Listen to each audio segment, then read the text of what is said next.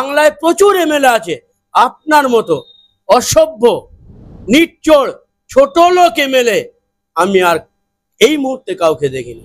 যে প্রোপাগান্ডা আপনি ভাঙড়ে চালাচ্ছেন এখনো সংযত হয়ে যান। ভাঙড়ের মানুষকে শহীদুল ইসলামের বাড়িতে 100 লোক পাঠিয়েছে শওকত মোল্লা, পাঠিয়ে তার বাড়িতেই তাকে বেধড়ক মারা হলো এবং হসপিটালাইজ করে দেওয়া হলো তাকে। একটাই কারণ ভাঙড়ে মানুষ যেভাবে নওশাদ সিদ্দিকীর পিছনে ছুটছে এবং নওশাদ সিদ্দিকীর নেতৃত্বে এই কারিমুল এই ওহিদুল এরা যে নেতৃত্ব দিচ্ছে এদেরকে পরাস্ত করতে হবে, এদেরকে ভীত সন্ত্রস্ত করে দিতে হবে, তাহলে আমরা জিততে পারবো।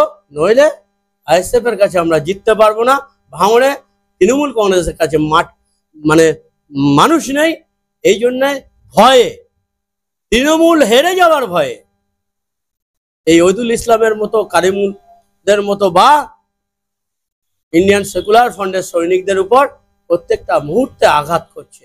এই আঘাতের জবাব 2026-এ ভাঙড়ের মানুষ ক্যানিং এর মানুষ দিয়ে দেবে। শওকত মোল্লা আপনাকে বলছি, আপনার যে সমস্ত গুন্ডা বাহিনী আছে রেডি থাকুন, 2026-এ আপনাদের বুঝিয়ে দেবে। আপনারা কোথায় যাবেন এখন থেকেই ঠিক করুন।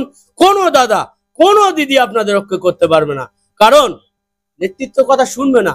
আপনি ভাঙড়ের মানুষের সঙ্গে যে অপব্যবহার করেছেন, তাদের সঙ্গে যে জুলুম করেছেন, এর ফিডব্যাক সাধারণ মানুষই দিয়ে দেবে, কোনো নেতার কথা শুনবে না। পটভূমি পরিবর্তন হলেই আপনারা বুঝতে পারবেন। আপনাদের মাধ্যমে বলতে চাই, শওকত মোল্লা সাহেবকে, আপনি একজন মুসলিম সমাজ থেকে বিলং করেন, আপনার যে কর্মকাণ্ড এখনো সংযত হন, মানুষকে ভালোবাসুন, ভালোবাসা দিয়ে মানুষের মন জয় করুন।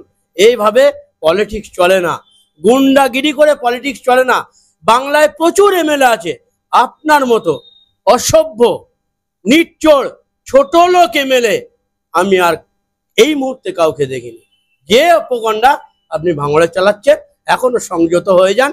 ভাঙড়ের মানুষকে ভালোবেসে আপনি নেন, ভালোবাসায় ভোট দিয়ে তাদের নেন। ভোট জোর জুলুম করে কেন নেবেন?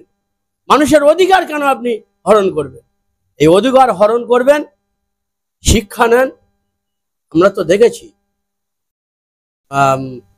নেপালে দেখলাম, বাংলাদেশ দেখলাম, শ্রীলঙ্কা দেখলাম, এই যে মানুষের উপর যে অকথ্য অত্যাচার বুলডোজার চালাচ্ছেন, এর জবাব কিন্তু মানুষ দিয়ে দেবে। সাধারণ মানুষ তখন কিন্তু ওই পালানোর রাস্তা পাবে। একটা মানুষের কথা বলেছেন না, মুদাসসির, যে কিনা তেল চুরি করে খেতে হবে।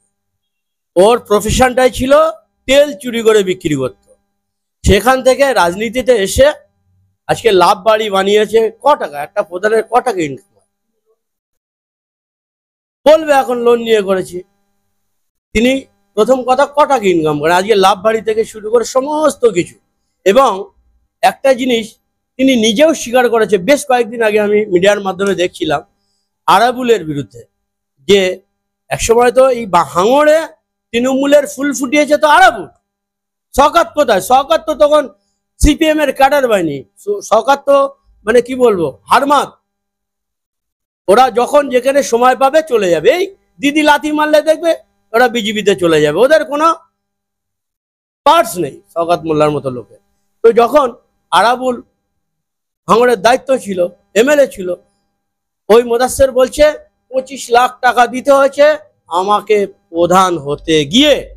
তাহলে ভালো করে বুঝুন তো, ও যখন প্রধান ছিল অবৈধ প্রধান, টাকা দিয়ে যখন প্রধান হয়েছে তাহলে অবৈধ প্রধান। আজকে শওকত মোল্লার কাছে যে আরাবুলের নামে অভিযোগ করছে, ও তো নিজেই একজন চিটিংবাজ, মিথ্যাবাদী। তো ওই সমস্ত অপদার্থদের জন্য আজকে তৃণমূলের কিন্তু অবস্থা খারাপ। ওদের ভাষা জ্ঞান ঠিক নেই, কোথায় কি বলতে হয় জানে না।